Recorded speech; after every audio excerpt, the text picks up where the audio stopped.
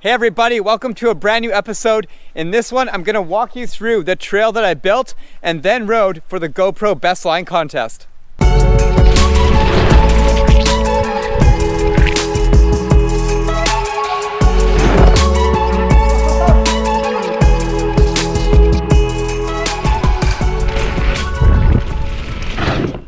I really wanted to ride this for you guys today and get some really rad angles of like all the different jumps and berms and everything. But it was like a downpour this morning, so stormy. It's really like foggy and nice right now, but I bet everything is just soaking wet. But let's get in there. So in my run in the line that I submitted on the video, I started up on the road here and just pinned it in. What is sick about the entry here is like you dip in right through the trees here. It gets dark for a second and then all of a sudden you're like out and you're hitting like fast berms right away. It's hard to tell on camera, but it's pretty steep right off the bat there, so you pick up a lot of speed right away. And I filmed with my GoPro Max in hero mode on max super view at 30 frames per second. That lower frame rate with that really wide angle just makes it look so fast. It is so sick. I got all these like really quick speedy berms right behind me here, and it is so sweet. You're really like navigating through tight trees and just ripping through it. Everything at the start of the trail up into just past right here was built already. It's part of a really old trail, but I came in and rebuilt everything, freshened it up, gave it a brand new layer because my line actually branches off the top of this. Oh, whoa, it is pretty wet today. Some big puddles. So it is good I didn't bring the bike out. Anyways, it goes in here. So the original line just goes straight up to single track on my right here, up that hill a bit, then it dips down into a really fun downhill shuttle trail. And then my line kind of goes off on its own ridge out this way, and you're really ripping it by the time you get here. And what I didn't like about the original trail is you have all this momentum and then you have to rip off to the side and you have to lose your speed for a bit to get to the rest. And it's pretty hard for them to avoid that when they built this, because just the way the landscape goes, if you go this way, it does close out and it's kind of like a dead end road. But I went this way because it's so sick for a fast line. So you're carrying all that momentum and then you come through this like epic corridor right here, and look at this, it is so cool. And once you pop over this, you're really going for it and it's really fast, and this berm catches you super nice. I love this corner, it is so sick. It's like you can't really roost it, but you just lean into it and you like go downhill all the way through it here, and it's just a complete speed rocket into the straight corridor right behind me. If you look here, like it looks so nice through there, especially on a foggy day. I just love the mood. We're surrounded in green, beautiful mossy forest, and you're just like ripping through all these speed gaps. So here's another one. You can get a good sense of scale here. What I'm gonna do is set the camera up and stand on the landing so you can actually see the length of the jumps. So this gap blows by within like a split second in the GoPro clip, but as you can see, it is quite a long jump. It's pretty big. And the next one, although it's shorter, like in terms of the height of the takeoff, it's even longer. Here's the next little speed gap immediately after it. So you're like in the air more than on the ground for this section. It's so fast, like all these little skipper jumps. And then you come through, and here is the first big hit on the line. This is the long step down into the step up jump. I love this view so much, just looking straight down the belly of the valley here, down at the creek that is just like pumping right now. And that lip down there is huge. It's probably 9 feet tall. It's like, this is one of my favorite things to ride in the world. This step down is also quite large, and in the GoPro clip you can't really tell because I'm blowing by it so fast. I'm really scrubbing my speed off it as hard as I can to really blast the step up as high as I can. And it is probably about a 30-foot gap, I would say 10 feet down. To give you a sense of scale, this is the knuckle of the landing right here, and the takeoff is way up here. So I'm standing on the takeoff up here. I don't even know how far in frame I am, I can't really tell. But to give you a sense, if this is better, I'm about 6 feet away from the takeoff, standing right down here. So it is quite a long reach. It's a really big jump, and this is the jump that scares a lot of people away from the line because it's pretty intimidating looking. And then you have like the bridge really like branch off the bottom there, and you have to aim like People have almost missed this bridge before, and that is super gnarly and scary.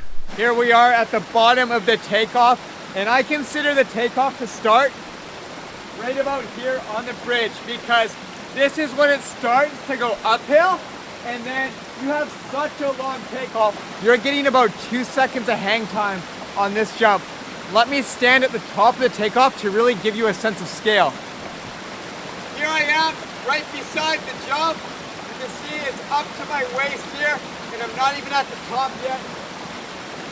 This is the very top. It's so high, and it's so sick. I love it so much. The tall ramps really scare some riders away, but once you get comfortable on those taller takeoffs, they're so gradual, nice and flowy, and they really just shoot you up in the air super high. It is the most fun thing in the world. And the creek is super loud right now, but look how epic that is. It is so photogenic. It's amazing. This is one of my favorite places in the world. I don't know, there's something about just looking at a beautiful green forest on a foggy day that really does it for me. Okay, now we're in the gap of the jump. There's the takeoff on the tarp. This is the landing right here.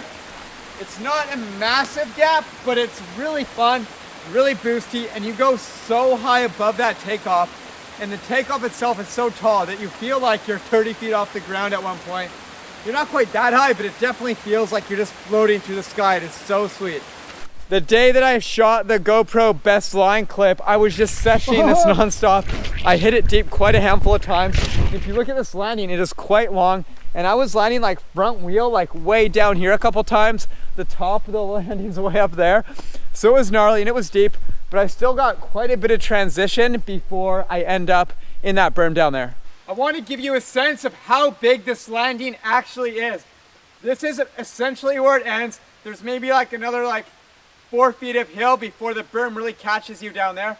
It starts up here, and then the very top of the landing, way up here. When you compare how small I am to this entire hill, it really helps you understand how much speed I am able to carry down this massive landing.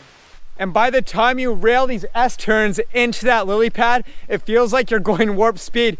You really have to brake check, but for the Best Line clip, I want to rail everything as quick as possible, so I full on just scrub tabled off it. It was really gnarly. We're into the lily pad now. You can slow down quite a bit for this, but like I said, I just went for it and scrubbed it as fast as I could. And you feel like you're really tight to those 2 trees by the takeoff there. Then you come in, it's a bit of a step down into the hill here. I try to outside and land right beside that nice tree on the edge of the landing there, right in the corner. Hit that little pocket. You've got about 2 bike lengths of distance on here, and then it's a pretty small step down. It's maybe 6 feet down or so, a couple bike lengths out.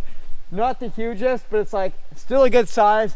And this thing is just hitting turbo boost the second you land, because this entire hillside right here that the lily pad sits on is fairly steep, and you're already just full on pinning it through those S-turns, so you're pretty out of control fast at this point.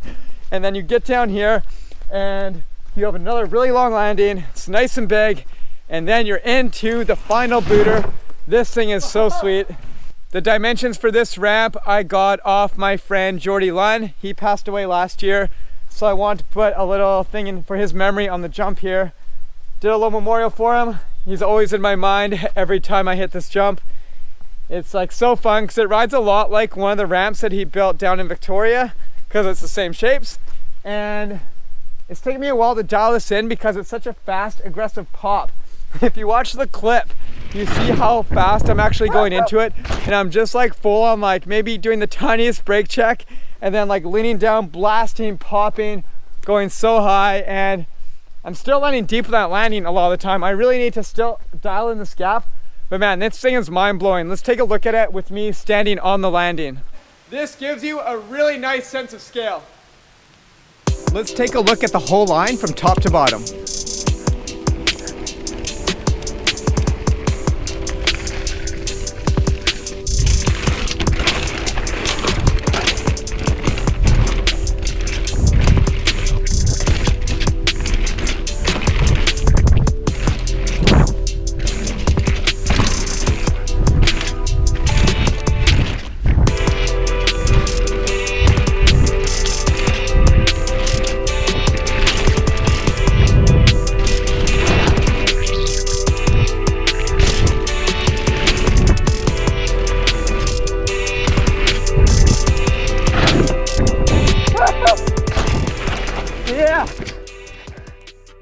that's it for this video. That's all I wanted to show you and give you a really good sense of what the terrain is like I'm actually riding, because you don't always get justice with a quick GoPro clip.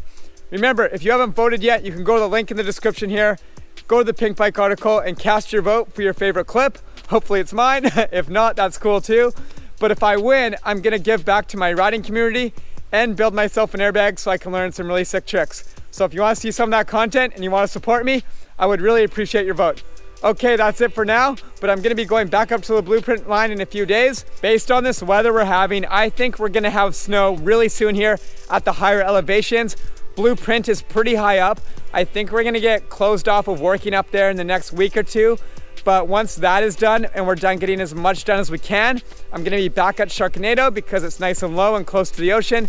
It should be good for building all winter long if we're lucky. So you can expect more content flowing out of there really soon. Okay, that's it for this episode. Thanks so much for watching. Thanks for your support, and I'll see you in the next video. Peace out.